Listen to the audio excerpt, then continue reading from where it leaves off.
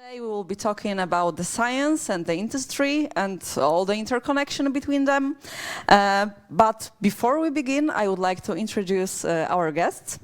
So, Klaudia Krawczyk-Smolana, CEO at Intelisk, and also she works in academia at Jagiellonian University.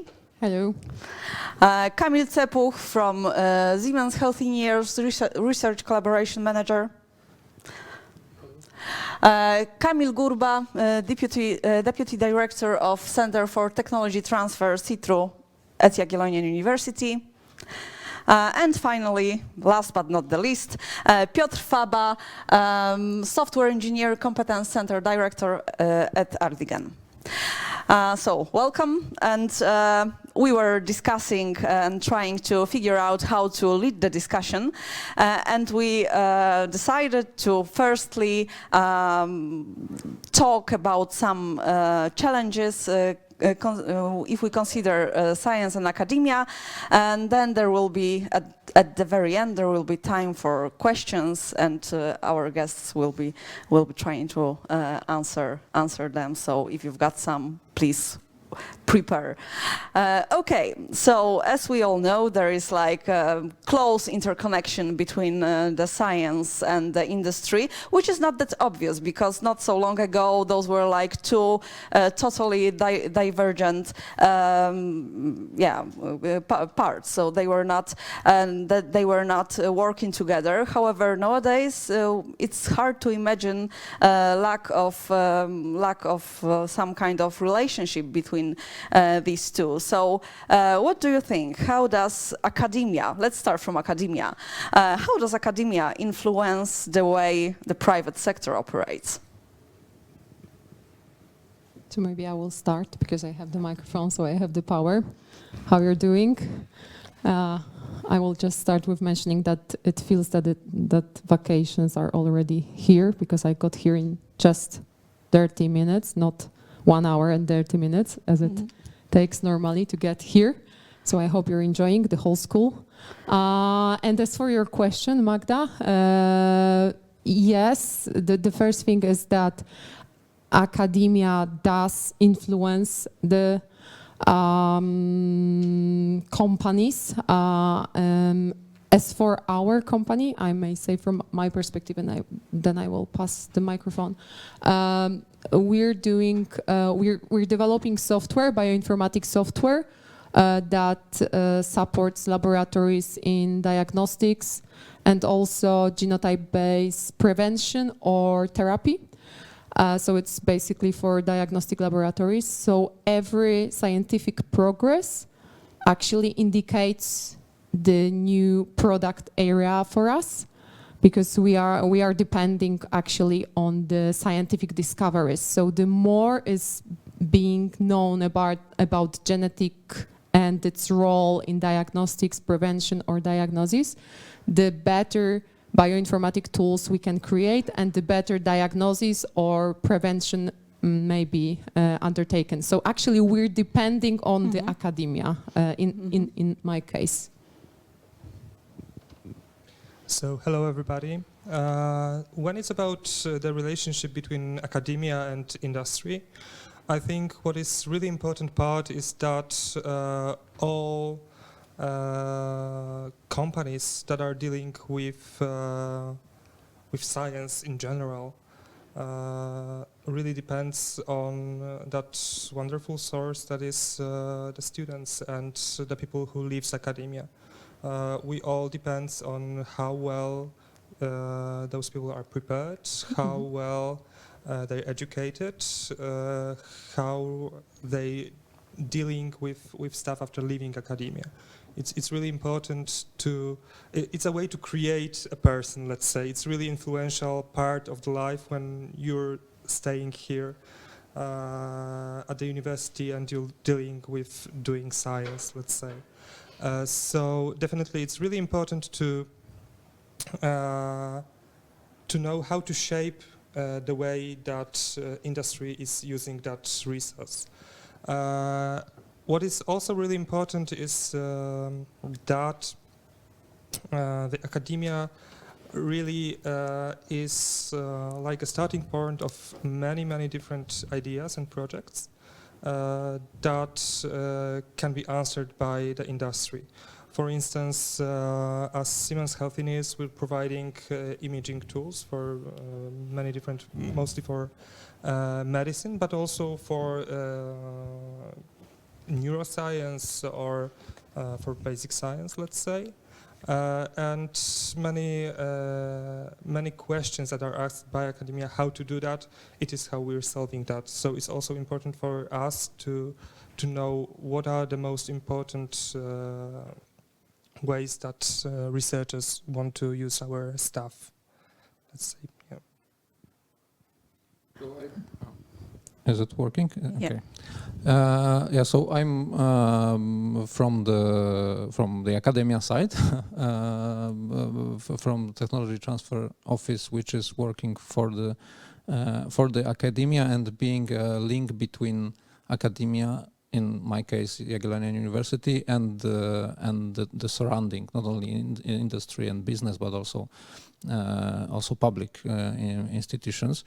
And I would say that, of course, academia influences the surrounding, not only the business, the surrounding, through various types of cooperation. But I can tell something more about those possibilities of collaboration, which my predecessors already started to talk about. But I wanted to start with a very nice, let's say, definition of academia in modern society and modern economy that I read just today. That universities are powerhouses of talents and innovation and knowledge.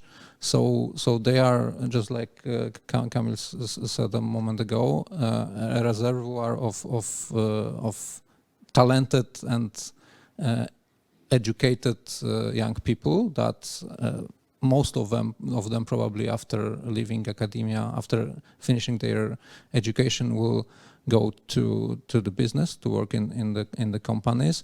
The universities are also a source of innovation that are implemented by the business, because of course university by itself cannot implement the innovation on the market directly, at least. But it's much more complicated than this cooperation through transfer of people, of skilled people. But also university can provide some specific research services to businesses, especially to those that lack their own R&D centers, and most of small and medium companies cannot afford to have their own labs, for example, and many R&D specialists. So those are the main, and those channels of cooperation are the easiest one and most efficient, I would say. Yeah, so that's maybe all for the beginning.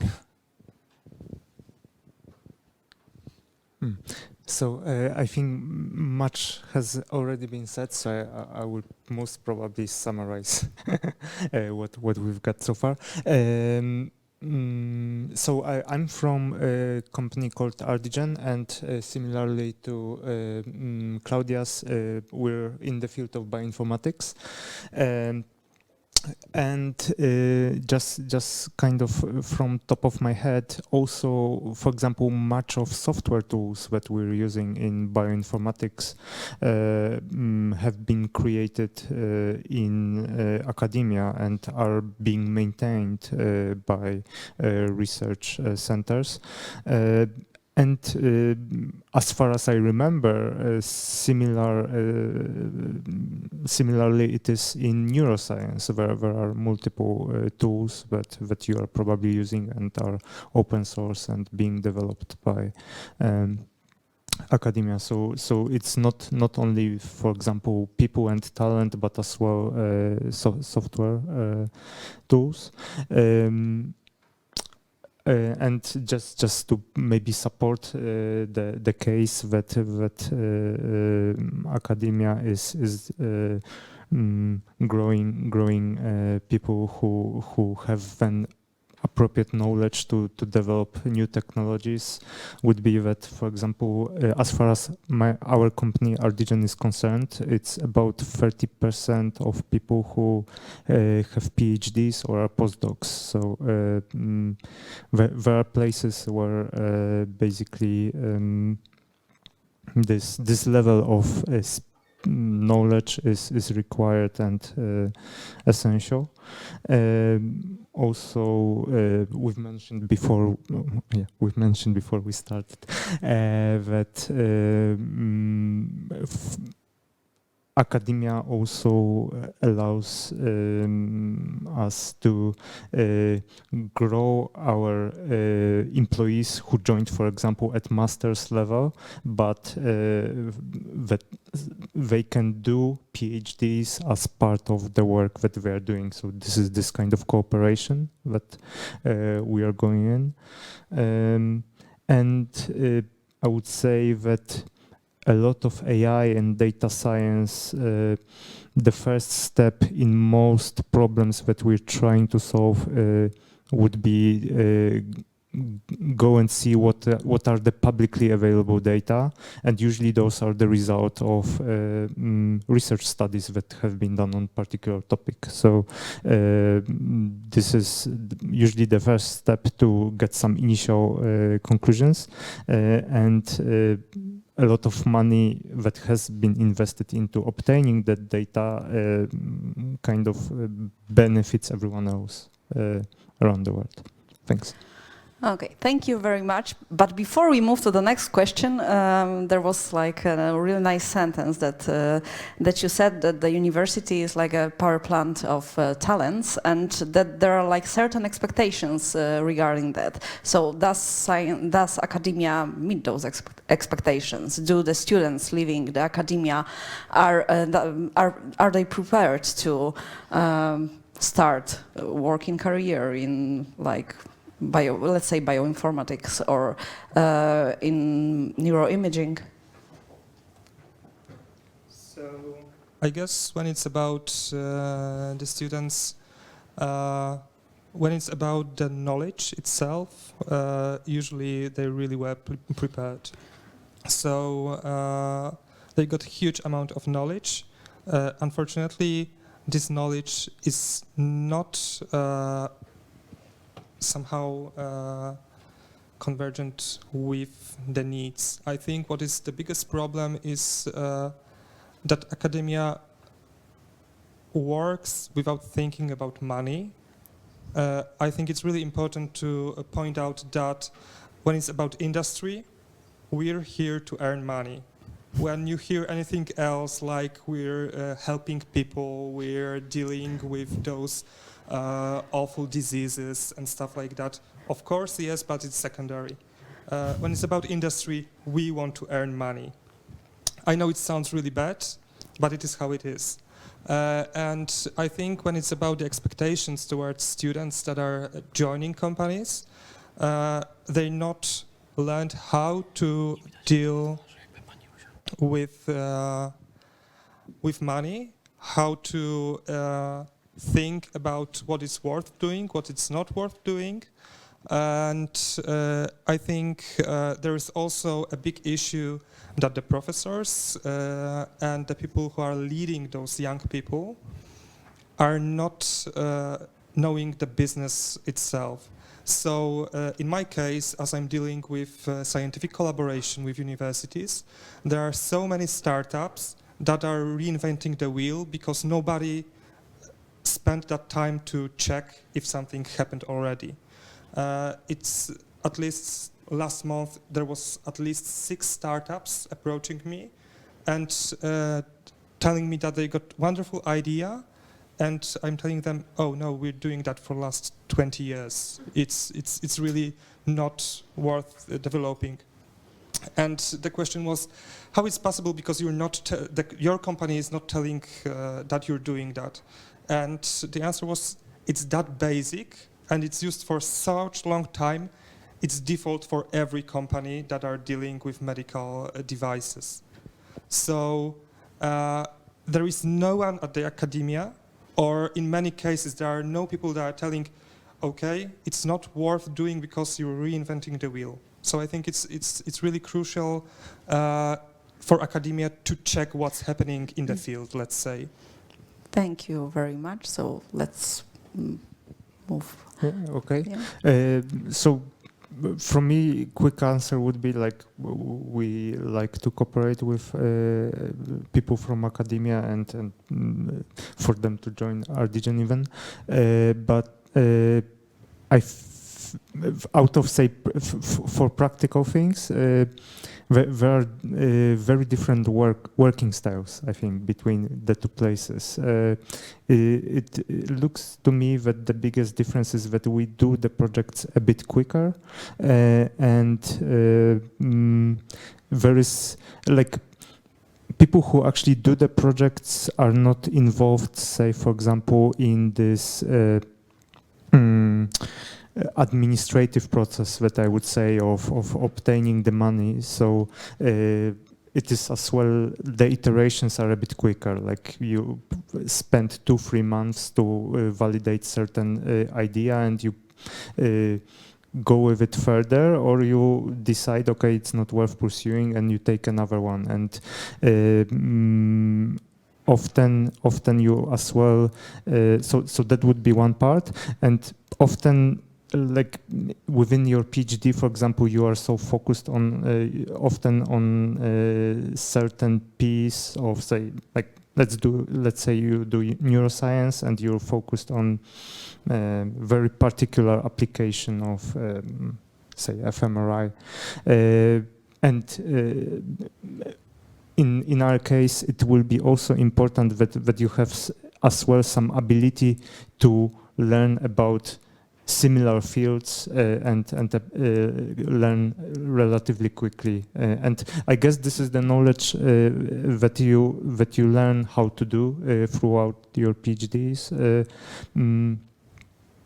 But often the speed of doing this is something that is the first step that people learn while they join the company. Thank you very much. Any other comments? So I'll be really quick since I'm not from the business, so it's hard for me to say if the students or if the academia is well prepared. I would say, as a lawyer by education, that it depends. That's everything. Yeah, it depends on certain academia. It depends on a certain country, even. But I would say that it's a really big challenge to start efficient entrepreneurship education also during master's studies even, or at least during PhD studies. I know that such things are happening in many universities in Europe. There are very nice entrepreneurship incubators or entrepreneurship schools at the universities in many places, and even and also that's something that's emerging at the Polish universities. We are at the moment establishing something like that at our university. We are trying to have regular IP and intellectual property and entrepreneurship courses for the doctoral schools, and I can say that PhD students are really interested in all those topics, because they are they have contact with most of those intellectual property issues in their everyday work. So they just have a mandatory basics intellectual property course at the beginning of the studies, at the first year maybe, or something like this. but it's very important to have something more sophisticated when they already are at the PhD studies. So if the environment is good, if the university can provide some tools like entrepreneurship courses, like some consulting maybe, like some contact to some network of, I don't know, investors maybe. In those cases, we can see and can give examples of nice technology, deep tech startups established by PhD students, by students. So yes, that can happen, and that happens in many places. Thank you. So I will be speaking from the business perspective, despite the fact that I'm also an academic. And I would like to circle back to what Kamil said at the very beginning. It's so true. I've learned that a few years ago. I came from the academia and I was thinking that I will be developing a fantastic product that will help people. Really, I was thinking that. And right now, when I'm actually taught by my investors and by our customers that not only, but the most important thing that matters is to survive. So for the company, it means to earn money. And we can move smoothly to the next question about how the industry influence academia. Because I guess it depends, for example, on the sort of company that you as scientists would like to work in. If this is a big corporation, the expectations for you will be different than if this is a startup. In a startup, there's no time and space for just focusing on your specialization. And I know that scientists are a little bit like artists. You have to have your space, time to think about the solution. And in a startup, it's like, we don't have time. Is there any need from our customers for this product? If not, then we have to change the way we want to find a solution. So then a scientist must be flexible and open to switch from one area to another. And it's a great experience because it's like a self-development, because you're not only in one field, but you're switching from one field to another. And it's always in the area of science. But in the back of your head, once you're in industry, you have to think about your customers, not your pleasure of learning and developing something or discovering something. And going back to what Christian, you said about this internship-like programs, this is a great initiative. When I was on my PhD studies, I've took part in such a program organized by CIFRU. And there was a contest for scientists to develop a business plan, and I won this contest. And then I thought maybe it's a good idea to start my own company. How many of you have already launched some startups or cooperated with industry? Because I assume that most of you are scientists. So we've got two people here, yeah? You see, and this is a problem from my perspective. The sooner you start, even like a kind of just test, yeah? Just try to work in industry, take the courses, but also try to be a practitioner, because I think that there are still too less, how do you say in English, too less practitioners within scientists. Not enough. And not enough. Thank you. Not enough. Yeah, this is a very simple one. Yeah. Yeah. It's always like that. On the other side, there are still not enough scientists on the industry side. But the main challenge here, I guess, it's the way how you communicate with each other, because there are two different languages and two different areas of expectations. Industry is like quickly, dynamic. What is the roadmap of the product? What are the customers' expectations? What are our competitive advantage? And even when we talked before the panel, it's like if you're very into technical area and not in the business one, then you're even not aware of the questions that the investors may ask you. So because you are focused more on product, on the technological part, and I will just add that once we were raising capital, And we thought that it will be because all the founders, there are 4 of us from Institute of Pharmacology, Polish Academy of Sciences, and we were like, wow, it will be great to say that we are all scientists and we are the founders, and we thought that it will be well seen by the investors, and they were like, oh my god, no, not scientists, where is the business person here? How can we give you our money if you're only a scientist? And it's true, we were so into our product and so into technology, and we were so proud of ourselves, but it didn't sell, yeah? So in the end of the day, it was like, well, great, you have a great product, but nobody buys it, so how to define the value, yeah, from inside of the product or from outside and the expectations of the customers. So yeah, so there is so much to do in the scientific mind to realize the market and the business. So I guess I invite you all to take this test and start some kind of a cooperation with a business, and then we can talk about how to cooperate with business and where are the areas for the cooperation. Yeah.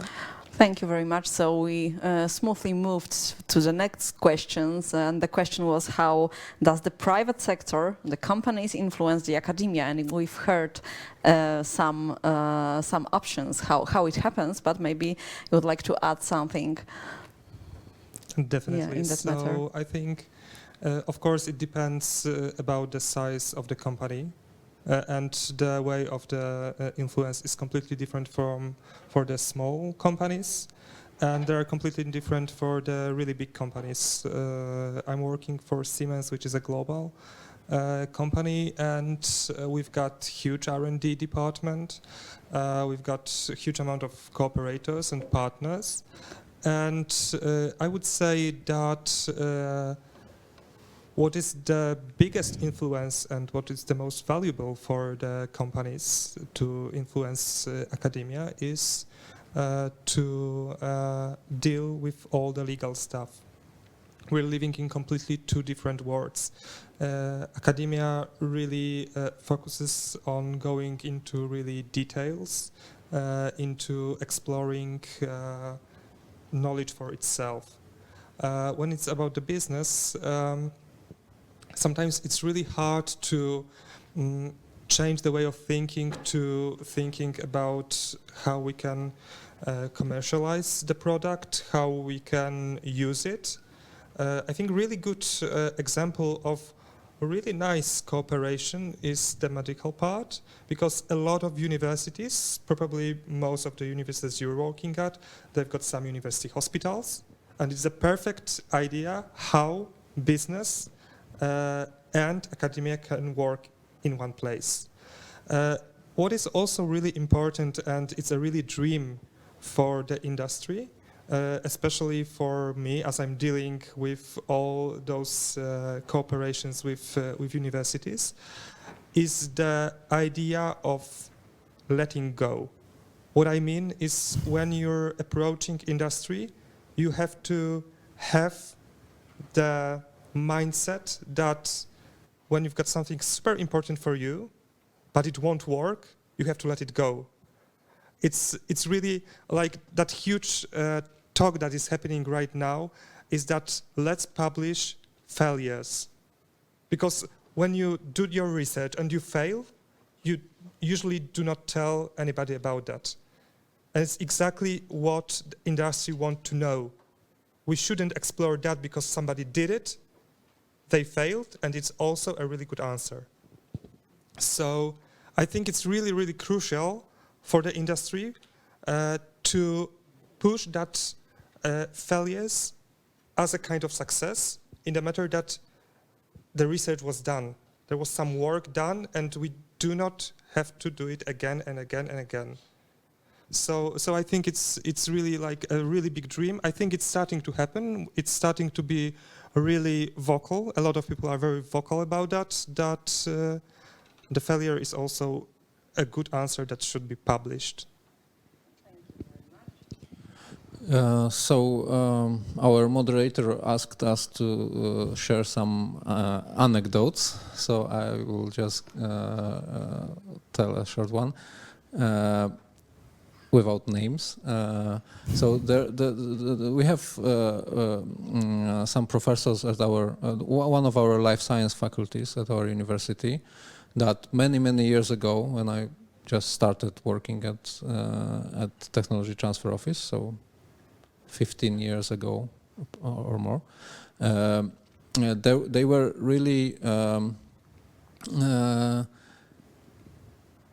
I would say, well, try not to say a rude word, but they were really angry on us, on people from my office, that we are so coming back and coming again to their faculty and asking for some,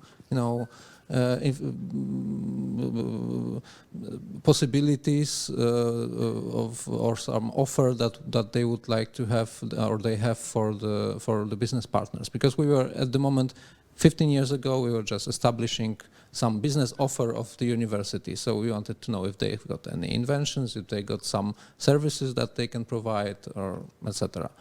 And they were really angry because they said, that we are scientists and we are here to make pure basic science, and we don't want to have anything to do with those bad companies, because those bad companies only think about the money, which, by the way, you said it's true.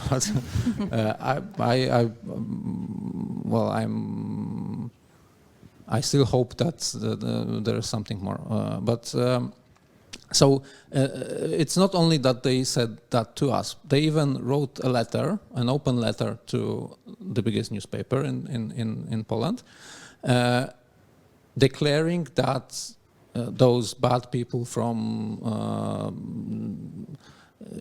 technology transfer offices or other offices are just coming and disturbing us, and we would like only to work and do pure science. And it didn't take a long time when they started really small with some small research services for one of the companies, because one of their PhD students joined that company, so they got a good contact. They knew each other. They were friendly each other. They trusted each other. Trust is really important in this cooperation. So they started with those small research services, then something more, then something more. Then they did. They applied for a big research project together with a company. And right now, those professors run research teams that are one of the most active in cooperating with the business. So it only took 15 years, but it's always a matter of good experience and of trust and maybe of learning each other's language and expectations, because it's very important, because those two parties have different expectations, and those expectations have to meet somewhere. There have to be some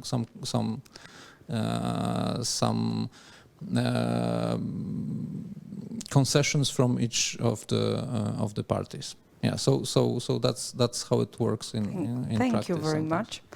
So, Piotrek, do you have anything to add? And we will be speeding up a bit because, we've got many other topics to discuss. If I may add something to this money, because I said it a little bit provocative, and I would like you to be aware what does it mean. If you're running a company, money means taking care of your people. Because if you're running a technological company, you're probably aware, or if not, then it's kind of obvious in business that the expectations from the bioinformaticians, software developers, and scientists like molecular biologists or geneticians are really high. And if you want to attract real talents, you have to meet their expectations. So you have to pay them good salaries and also motivate them in other ways. So you have to earn this money, otherwise you cannot run the company, because you won't do it by yourself. You need a team. The success equals team. You won't do it by yourself. And there is still a hole. Just one more comment, because I guess it's important also from my perspective. It was like a crash when I compared the Polish perspective with USA perspective on a technological company.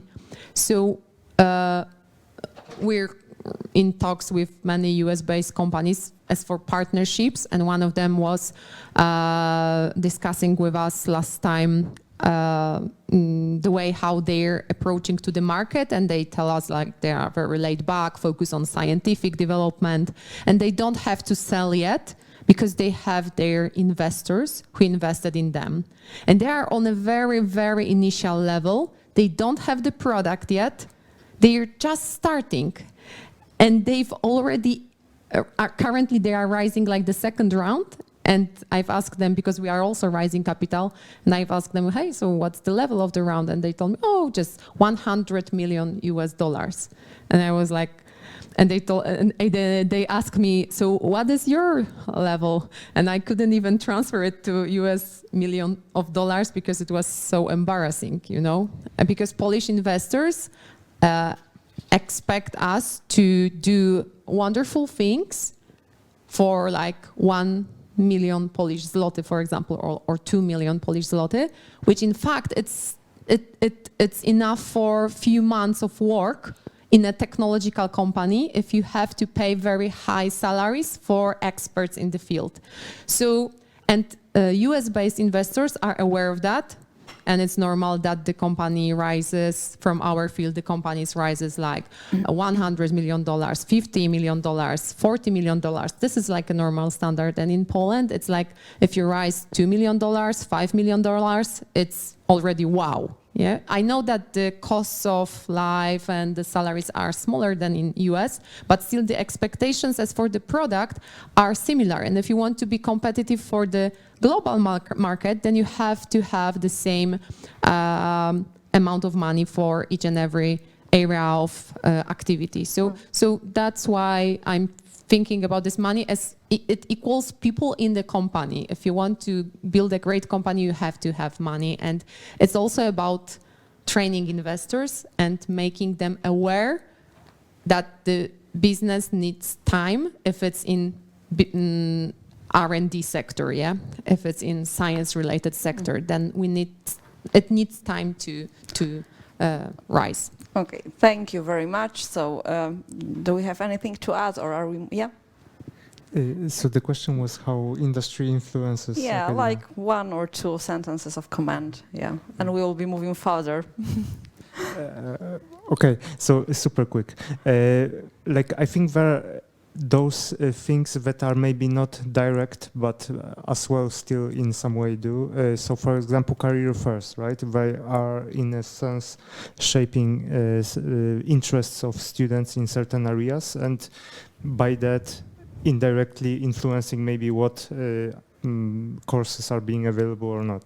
And referring to what Christian mentioned earlier, for example, some companies may be employing or involving professors as consultants, and as well already making this first step that cooperating with industry is maybe beneficial and even a learning experience, and that leads to then maybe taking up bigger projects later. This trust. So just to emphasize that trust is crucial in that context, and learning about each other usually requires so that it can be established. Thanks. Thank you very much. So we have to move further because we've got many questions. So I will try to put them together. So maybe like the last round, and then we will be taking questions from the audience. So what actions are, well, maybe let's formulate it that way. What are like the biggest challenges between in cooperation between the science and the industry, and what can be done to enhance this collaboration? So what do we have tools to do it? So what about legislation, or how it works like in real life? So I think what was my thought a few minutes ago, when it's about industry and universities, it's like a marriage. So you have to build that trust. You've got two completely different people, and they have to find their way. So yeah, I think it's the biggest challenge is to build that trust. It takes time. It takes a lot of effort sometimes a lot of talking, sometimes a lot of argues. And I think what is really, really important when it's about that, how to facilitate that relationship, is to start with really small steps. Both universities and companies don't want to take a lot of risk. I'm talking about Europe. I think in US, people are really more likely to take that risk, but at least in Europe, you have to learn more about the other person or the other company or your partner. So what is really important, and my experience when it's about having that relationship with academia, is to start with really small projects. If you've got wonderful idea, go to the industry and tell them, we have that idea, we've got that product, we've got that vision, let's say. Sometimes it's enough that you've got vision. And start with doing a pilot study. 10 participants, 20 participants, show it's working. Then try to use that to get some money. Because again, it's all about money, but it's also really important from the really scratch. You have to think also about intellectual property. And what is really important when you want to set up a startup or to set up some relationship with the industry is that first you have to go to a good lawyer and know how to deal with what you got. Because many times universities don't think about that the knowledge is valuable. The knowledge, it's that idealistic thinking of let's do something for humanity. Of course, it's really important, but it relates to basic studies. But when it's about implementation, know-how can be transferred and can be translated to money. So I think it's really important to remember that part. Of course, what is also really important, the way of thinking by the lawyers at the universities and the lawyers in companies is completely different. We've got some different ways we want to take. We've got some different goals. But there is a way to solve that. So I think it's really important to be aware of all that issues that can happen. So that really baby steps approach is really good. Start with something small without big risk. Learn how you behave, learn how your partner behaves, and then start to go bigger and bigger. Thank you very much. Maybe Piotrek? Yeah. I'll be just super quick, but I wouldn't only attribute the problems of cooperation only to the academia and versus industry side, because just to maybe save the face, cooperation between industries can often be very difficult as well. Often there were cases where projects were defined, everything seemed to be like we can get started, but it was stuck on the IP protection, and lawyers were discussing for months and negotiating like who's going to be IP holder and what are going to be the rules. And one thing is about what is created in the project, and another thing is, okay, what if you want to reuse use this later in some future projects. So all those things need to be set beforehand, and it's, I guess, a matter of getting used to that. It just takes time and it requires professionals. So it's just also, I guess, important to appreciate that you do need to involve lawyers into this, and don't try to do it yourself, because then you end up with those stories that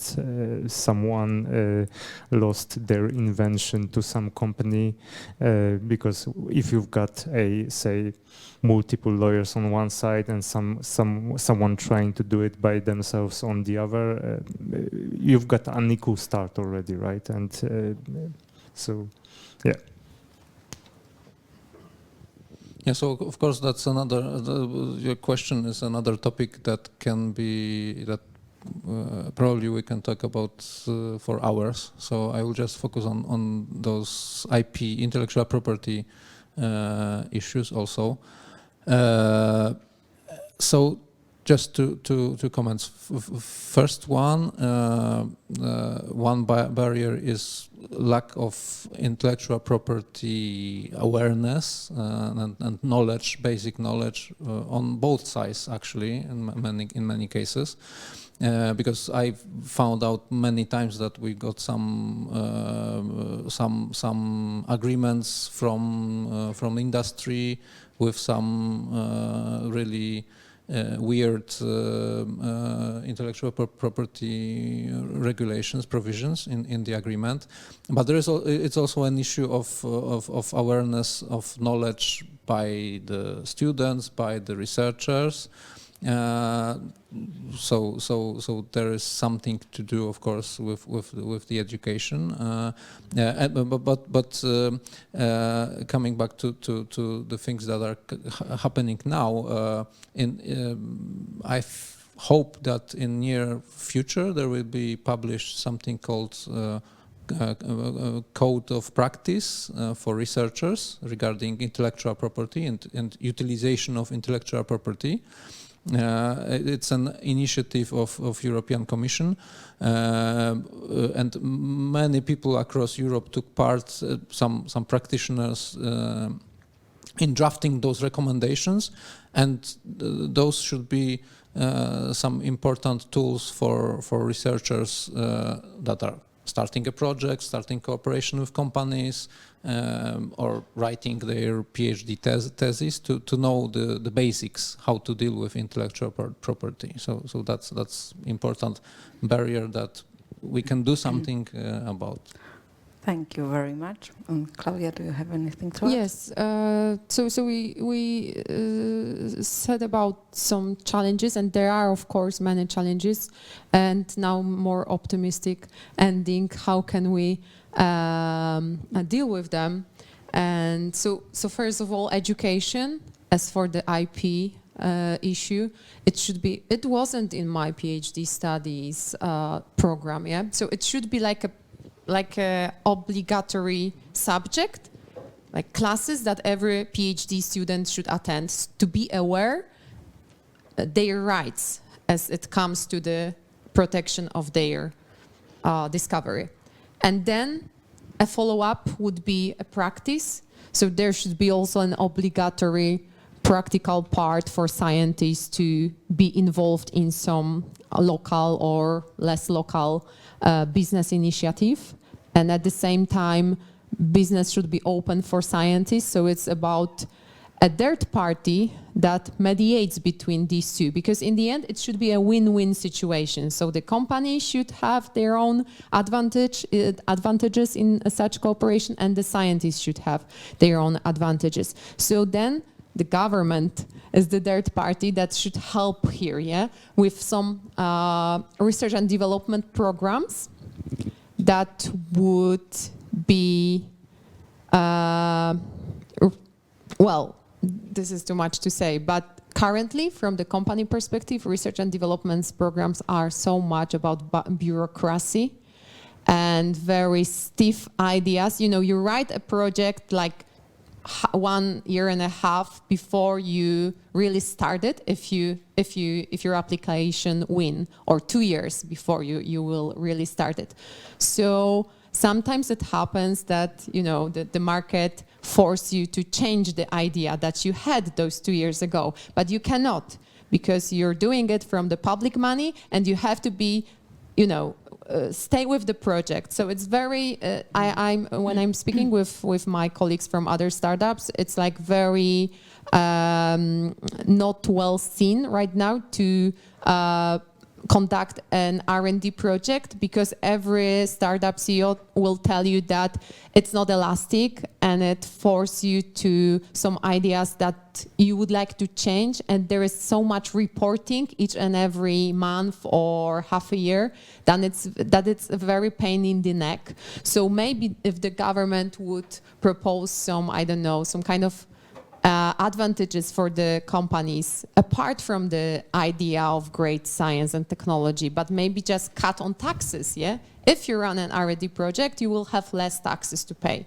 It's a great way to somehow involve companies into the R&D projects. And on the other hand, for scientists, the programs about entrepreneurships, yeah, or how do you call it? The programs how to lead a company, what is important in a company, what to be focused on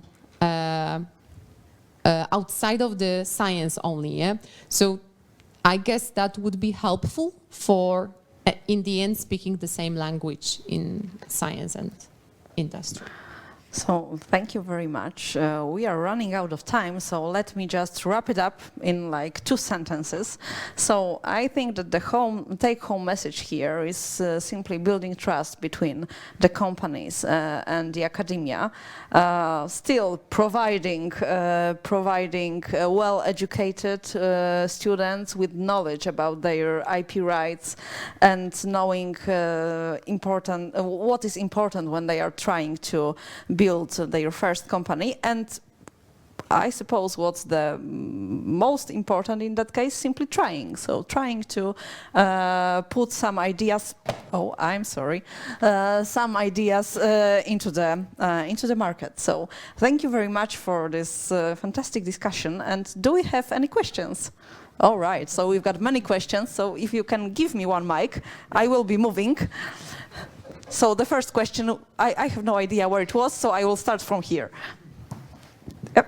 Oh, thank you. Thank you. I have a little bit maybe provocative question, but you are probably aware of what is greenwashing, which is obviously something where you have you switch from plastic cup to paper cup, but in the very same time you increase your CO2 emission.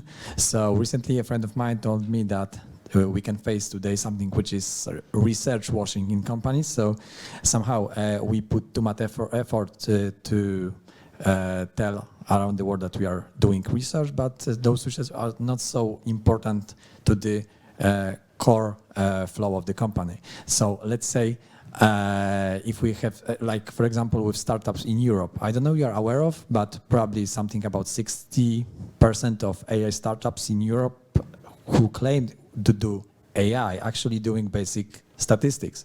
So if we face somehow of a crisis like that, do you see any idea how we can change that, or maybe switch to different models like research which lasts longer inside the company, but in the very same time they are in the company, not in the university or something like that, like trying to match university and companies in a like a model, something like that. Yeah.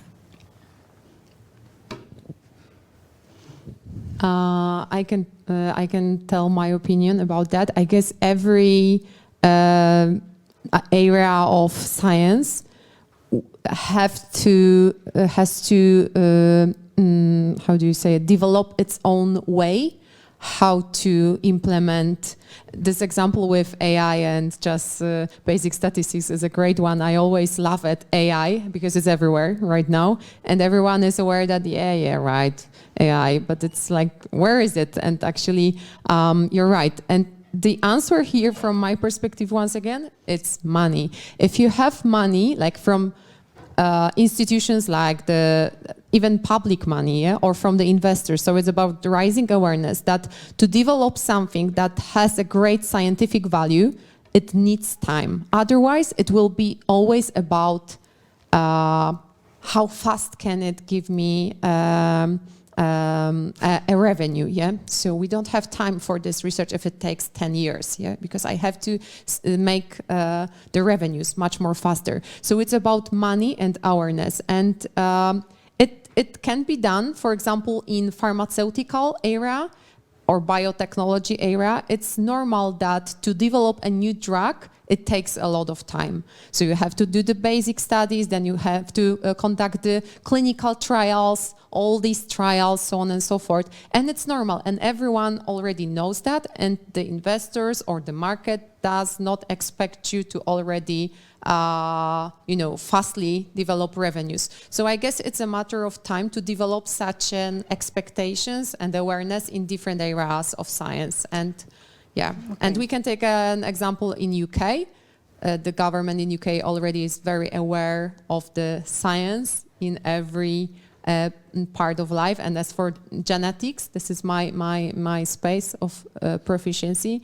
They are like already putting a lot of effort and money into creating their own base of hundreds of thousands of people that are already sequenced. Yeah, in Poland, we don't even have a regulation for genetics, so we are like far, far away from the world. But thank you. Yeah, we have to start about talking about it at least. Thank you very much. So next question. Yeah. So in your final statement, you kind of mentioned trust or distrust in companies or the industry in general. I think that's the case for me as well. Not so much in IP, but rather in I distrust how companies handle potential dual-use technologies and how they use the money that they make out of the technologies they sell, even if those technologies are ethically unproblematic. So my question would be, how do you plan on tackling this distrust or rebuilding, or maybe is the wrong word, building that trust? And I would be especially interested in the opinion of an employee of a company that spent $1.6 billion on bribing officials in Asia and Africa 15 years ago. I guess you know. I think it's so when it's about building trust, I think I would go back to that question about the science washing. I think it's also really important to about rebuilding that trust. Is also telling about the business washing in the universities. There are so many cases that universities are using companies to get money. There are people that want to provide us projects. They're not fulfilling what they claimed they want to do, and tell the company, "Oh, you've got money, so just give it to us because we're doing science." When it's about rebuilding that trust, I think we should start, as I said before, with small things, because it's really, really important to know how we cooperate, how we deal with each other. And when it's about the big science and regarding spending tons of money on research, yes, indeed, there are some ideas, because what is also, there are two parts of doing science in the industry. I think one is driving that potential revenue, but there's also PR part of doing research. And it's obvious, and I think it should be obvious for everybody.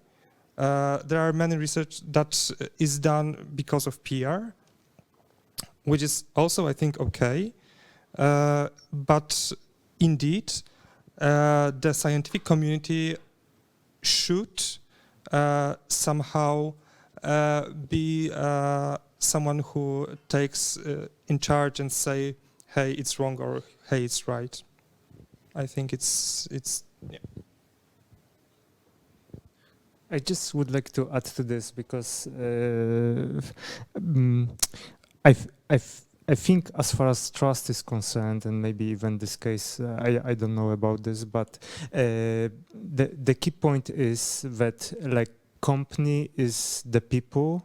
Like we in a sense have been talking so far about companies as entities that have their brain, and like it's actually people in it, right? And usually those people, especially in smaller companies like ours, is those who you meet, you actually get quite a good impression of what values particular company represents, right? And like when you meet and when you actually get to know each other, this is the place where you can build this trust. And also, I would like to refer to this previous topic because that relates as well. That because that's as well trust related. Like if the money for example, building startup is too easy to get, you end up getting this effect that there are people who are abusing it because easy money is doesn't motivate most of the people to use it well. But then on the other hand, you get this counter effect that if the money is too difficult to get because you have a lot of regulations, a lot of reporting to do, so in a sense this effect that Claudia mentioned, then you end up that this money is not useful because it's so problematic to work around it. So and this is also trust related. So I think go for that. Government probably approaches that like that. That even if 1 out of 10 or 20 AI companies actually does AI, this is probably some good score, or they decide on some statistics, but they will never aim for 100% because that's just impossible. In the end, you may end up with companies specializing in getting grants and abusing them in some way, right? If you go too far. One sentence, okay. So how to prevent abuse of rights? Well, use the rule to trust but to secure yourself, to trust but to check. So that's why there are some units at your universities where you can go, usually, where you can go and consult, I don't know, an NDA, non-disclosure agreement or other agreements that you got from a company. So just to make sure that it's something that won't be not well prepared. Yeah, and in that way you can be more secure that this cooperation will be fruitful for two sides. Thank you. So let's say 2 more questions and we'll be wrapping it up. Yeah. Okay, good. So I have 2 questions on Zoom. I'll just read one and then we'll have another man in here, okay? The question came up during the early part of the talk. So Rafael Lores de Leg writes, it is how it is enough of a justification to just maintain industry's focus on profit generation, not, for example, on helping people? The answer we just listened to sounds like universities should adapt to the industry because students are not used to think about economic incentives. How about the industry should adapt to the way students are taught to think in universities, e.g., setting goals rather on helping other people as a stronger priority to making money? We see real conflicts nowadays, for example, even in hospitals, where it seems less important to actually heal people, having a hospital that is optimized for patients' needs versus generating as much profit as possible. That's a tough one. So I think I would support, in a sense, answer that Claudia gave earlier. So, for example, as for Ardigen, our kind of slogan is code against cancer, right? And this is actually like the main motivation. But so this is there, right? And this actually, in a sense, shapes the company, and I can see it like throughout the 5 years that I've been there so far already, because actually this influences what kind of people apply to this company. That those are not, for example, people who are looking to change the job just to get a better salary, but those are the people who have certain motivations, for example, so that their work maybe at least will matter a bit more as far as they are concerned than, for example, if they would work for improving, I'm not sure, for example, sales score in some online betting application. Or this is, for example, how those slogans that company have can actually influence them, because, for example, employees who apply have different motivations. And second thing is this. That responsibility of the company, right? Like Claudia mentioned, the company is responsible to support the salaries of their employees and to remain competitive and actually remain alive, because there are competitors on the market. If they stop being competitive, then other companies will overtake, and then they close down and employees lose salaries. So I guess it's a matter of balance. In some cases, maybe it may go too far as much profit making is concerned.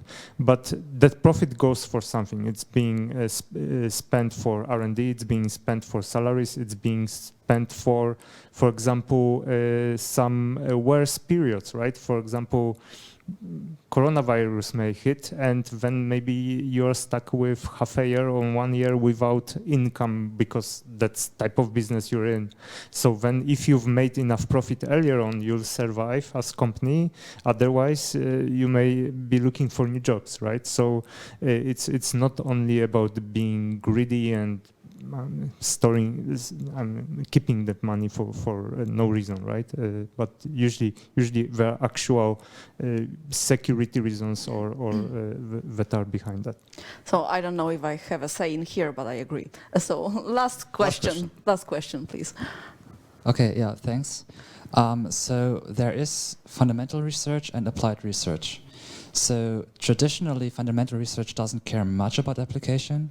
So I was wondering, does it even make sense trying to make fundamental researchers think about possible applications? Or, yeah, I mean, it's very similar to the stories that you told, I think. Or does it make more sense to like focus more on the applied researchers, making their results more valuable for the market? Or both?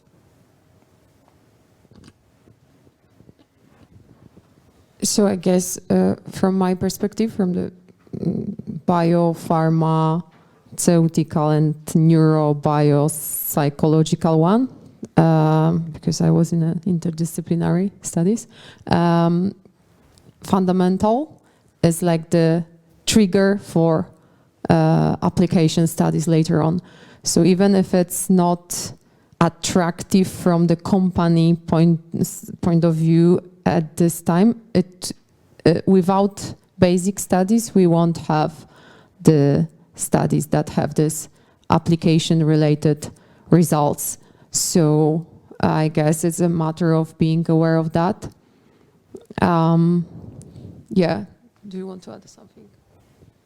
Yeah, I think what is also worth mentioning is at the beginning of your career, to answer what you want to do after joining academia.